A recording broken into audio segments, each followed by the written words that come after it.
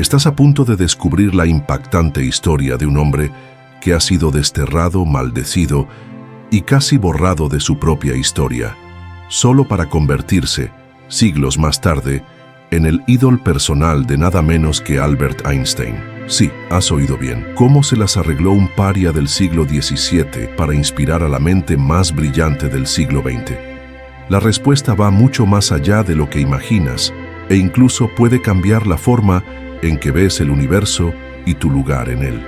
Al final de este video comprenderás no solo la tumultuosa vida de Baruch Spinoza, sino también por qué sus ideas son tan peligrosamente revolucionarias y, sin embargo, tan profundamente admiradas por un genio como Einstein. Quédate conmigo, porque este viaje no ha hecho más que empezar y no querrás perderte ni un solo detalle. Mira si ya estás suscrito al canal, para que no te pierdas ningún video. Deja tu like para que sepamos que estás disfrutando del contenido y al final del video deja tu opinión abajo en los comentarios de lo que más te llamó la atención en este video. Imagina Ámsterdam 1632, una ciudad vibrante, un crisol de culturas e ideas, especialmente para la comunidad judía portuguesa que encontró refugio allí. Es en este escenario donde nace Baruch o Bento Spinoza. Piensa en él como un joven prodigio, ¿sabes? Aquel chico al que todos señalaban como un futuro rabino, brillante en los estudios de la Torá, del Talmud, con una inteligencia que simplemente saltaba a la vista. Su familia era respetada, influyente. Tenía un camino trazado, honor, conocimiento, liderazgo dentro de la comunidad que lo acogió. Suena como el comienzo de una historia de éxito, ¿verdad? Pero aquí es donde empieza a ponerse complicado. Dentro de la mente de este joven prometedor se estaba gestando una tormenta silenciosa. Spinoza no era el tipo de persona que aceptaba respuestas prefabricadas solo porque provenían de libros sagrados o de autoridades religiosas. Tenía hambre, un hambre casi desesperada de entender, no solo memorizar, no solo aceptar por fe, sino comprender la naturaleza fundamental de las cosas. Y empezó a hacer preguntas, preguntas incómodas, preguntas peligrosas. Leía los textos sagrados, sí, pero también devoraba a los filósofos modernos, especialmente a René Descartes, el padre del racionalismo. Esa idea de que la razón humana podría ser la clave para desentrañar los misterios del mundo, eso encendió una chispa en Spinoza, una chispa que pronto se convertiría en una fogata. Comenzó a mirar las doctrinas que le habían enseñado desde la cuna y a cuestionarlas profundamente. Piensa conmigo, ¿qué sucede cuando comienzas a dudar de lo que sostiene toda tu realidad social y espiritual?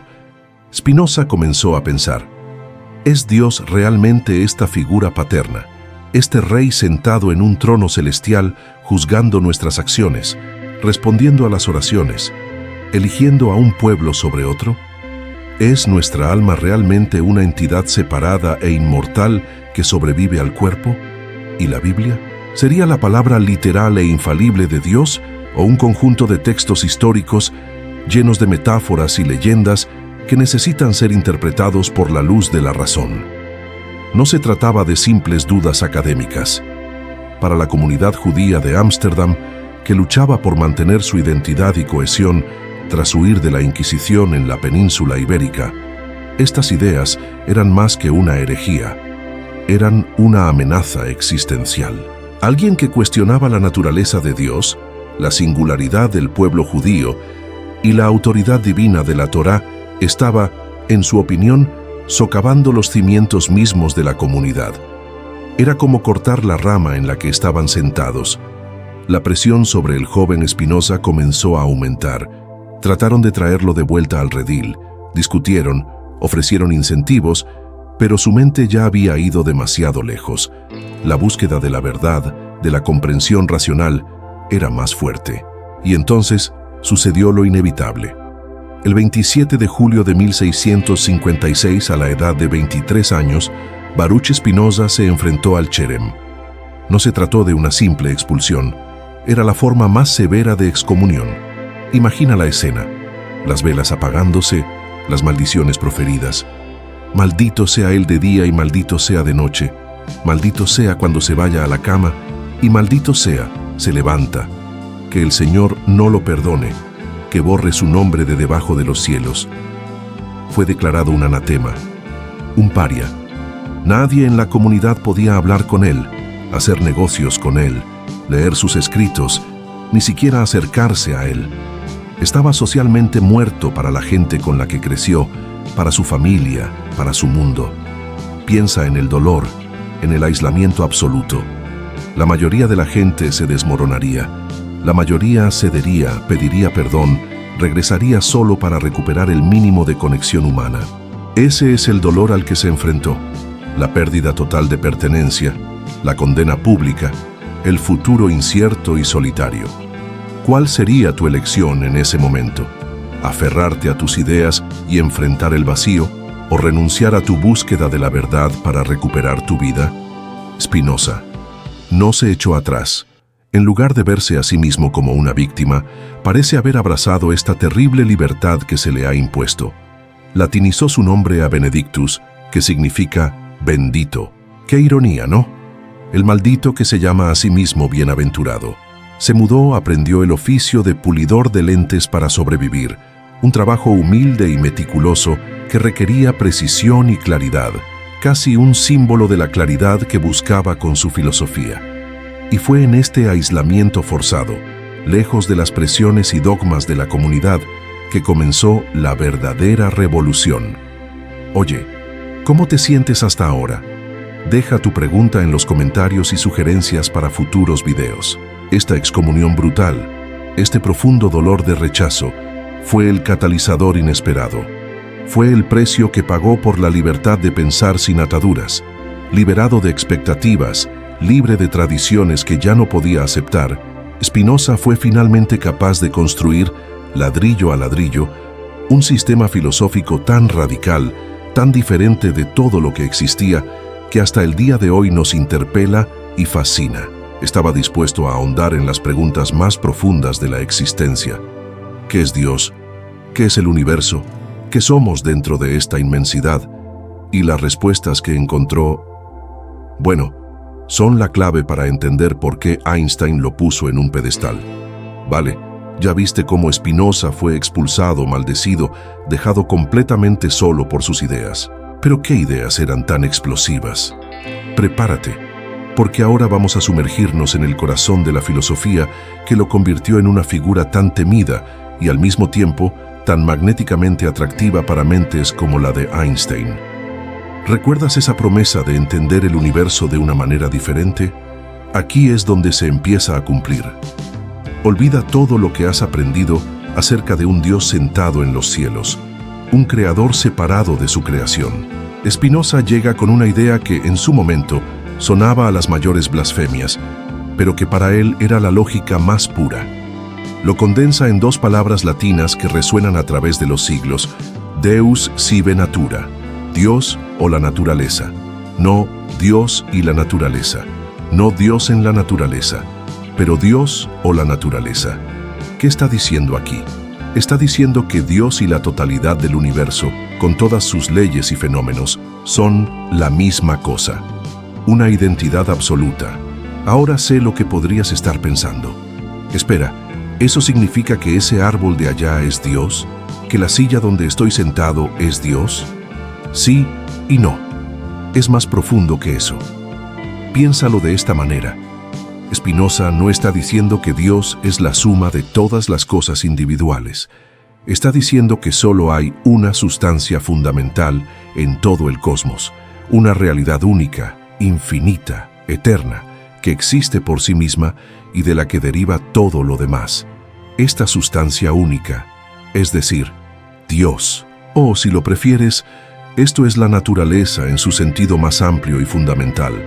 Imagina un océano infinito, las olas, las corrientes, las gotas de agua.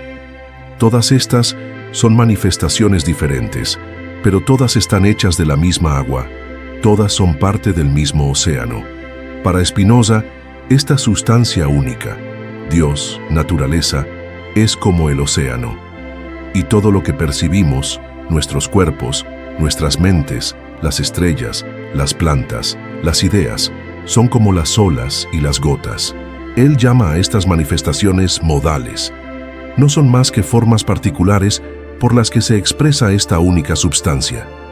¿Y cómo se expresa esta substancia? Spinoza dice que posee infinitas cualidades esenciales, a las que llama atributos.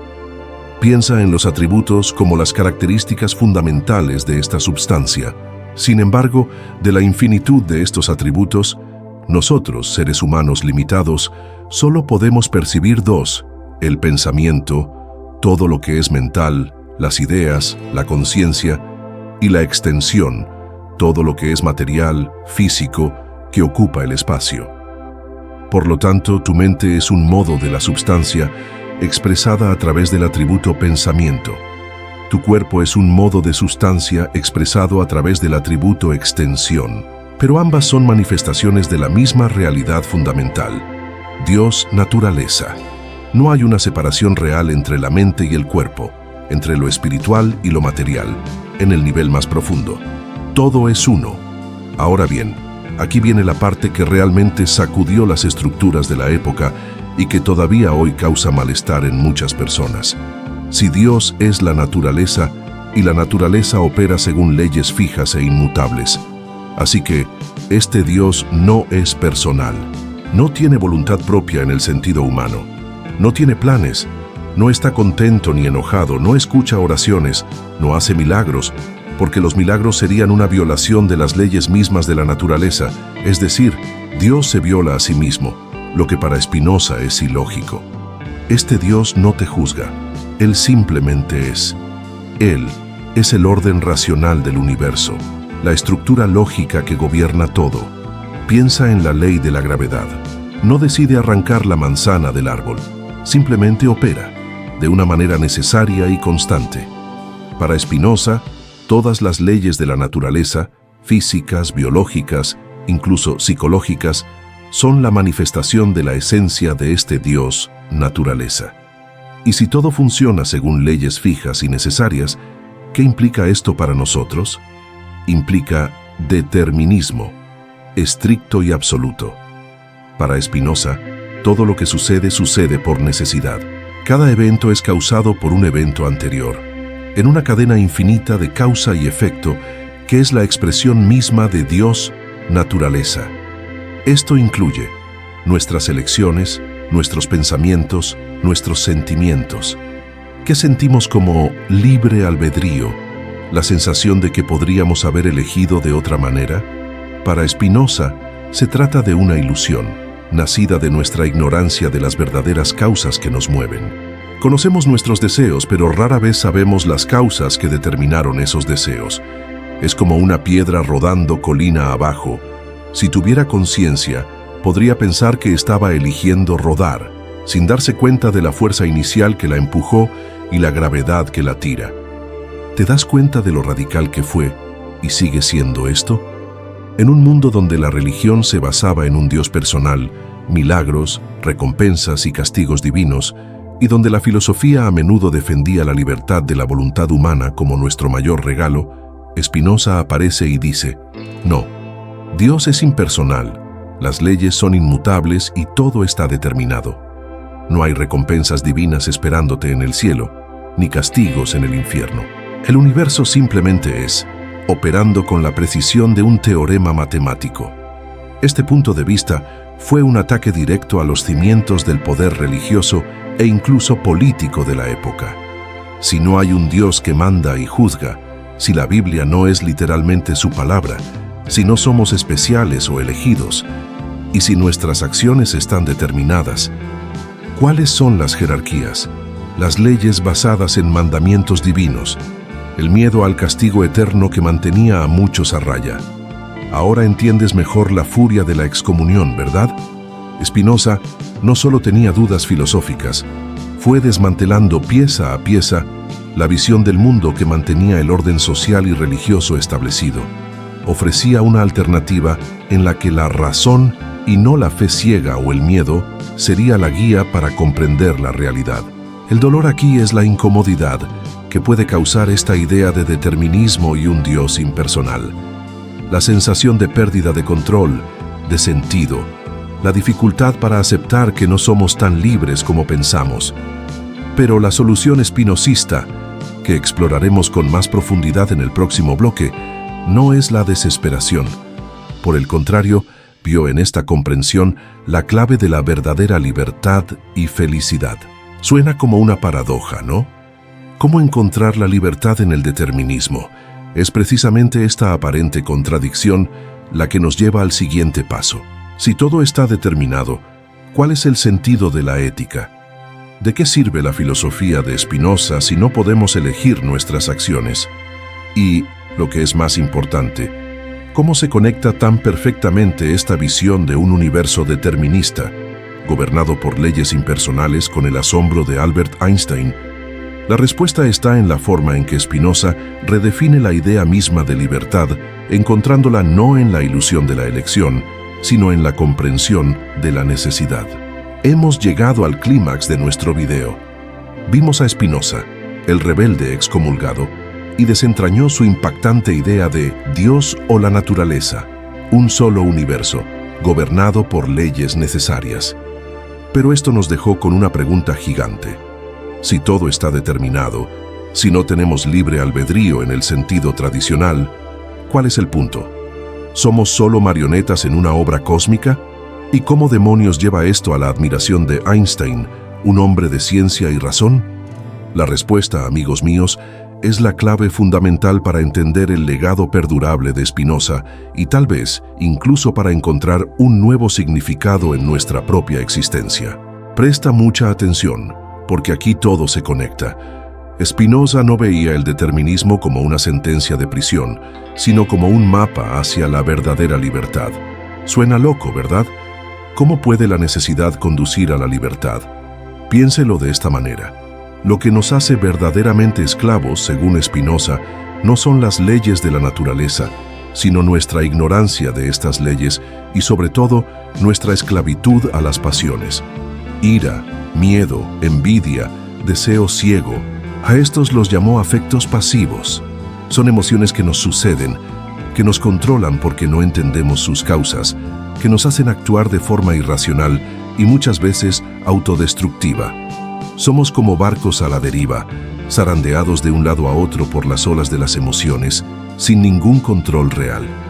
Esta es la verdadera esclavitud. Entonces, ¿cuál es la salida? La razón. Para Spinoza, la libertad no es hacer lo que uno quiera, es simplemente actuar por un impulso ignorante. La verdadera libertad es comprender la necesidad que gobierna el universo y a nosotros mismos. Cuanto más entendamos por qué sentimos lo que sentimos, por qué actuamos de la manera en que lo hacemos, cuáles son las causas que nos determinan, más podremos actuar activa y conscientemente. Pasamos de estar controlados por las pasiones, pasividad, a actuar guiados por la comprensión, actividad. Imagina a alguien a quien le aterra hablar en público. Mientras esta persona solo sea víctima del miedo, afecto pasivo, será un esclavo de él, evitando situaciones, perdiendo oportunidades. Pero si comienza a usar la razón para comprender las causas de ese miedo, tal vez inseguridad, experiencias pasadas, miedo al juicio, puede comenzar a lidiar con él racionalmente. No elimina la causa inicial que está determinada, pero comprende y con ello puede actuar con mayor libertad y adecuación, quizás buscando técnicas, preparándose mejor, cambiando su perspectiva. No ha cambiado las leyes de la naturaleza, sino que ha cambiado su relación con ellas a través del conocimiento. Esta es la libertad espinosista, y la cúspide de este camino ético y racional, Spinoza lo llama amor intellectualis Dei, el amor intelectual de Dios, naturaleza. No es un amor emocional y cursi, es un estado de profunda serenidad, alegría y comprensión que surge cuando reconocemos nuestro lugar en el orden necesario del universo. Es entender que somos parte de esta única sustancia, Dios, naturaleza, que todo está interconectado y que todo sucede por una razón, no un propósito divino personal, sino una necesidad lógica inmanente.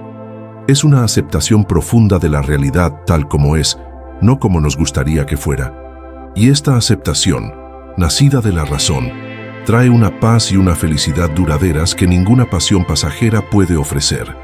Es la alegría de la comprensión. Ahora, finalmente, la conexión con Einstein se vuelve muy clara. ¿Por qué el padre de la relatividad, el hombre que desveló algunos de los secretos más profundos del cosmos, tenía a Spinoza en tan alta estima? Porque Einstein, a través de la ciencia, experimentó algo muy parecido a este amor intellectualis Dei. Einstein no creía en un Dios personal que se entrometa en los asuntos humanos, que responda a las oraciones o recompense a los buenos. Esta idea le pareció infantil, pero tenía lo que él llamaba un profundo sentimiento religioso cósmico. Era un sentimiento de asombro y asombro abrumador ante la armonía, la belleza y la inteligibilidad de las leyes que gobiernan el universo. Veía en el orden matemático y racional del cosmos una razón superior inmanente, una inteligencia que se manifestaba en la estructura misma de la realidad. Einstein dijo una vez: «Creo en el Dios de Spinoza, que se revela en la armonía ordenada de lo que existe, no en un Dios que se preocupa por el destino y las acciones de los seres humanos». ¿Ves la armonía? El Deus sive natura de Spinoza, impersonal, inmanente, identificado con el orden racional y las leyes inmutables del universo, era el correlato filosófico perfecto para el sentimiento de Einstein frente a la física.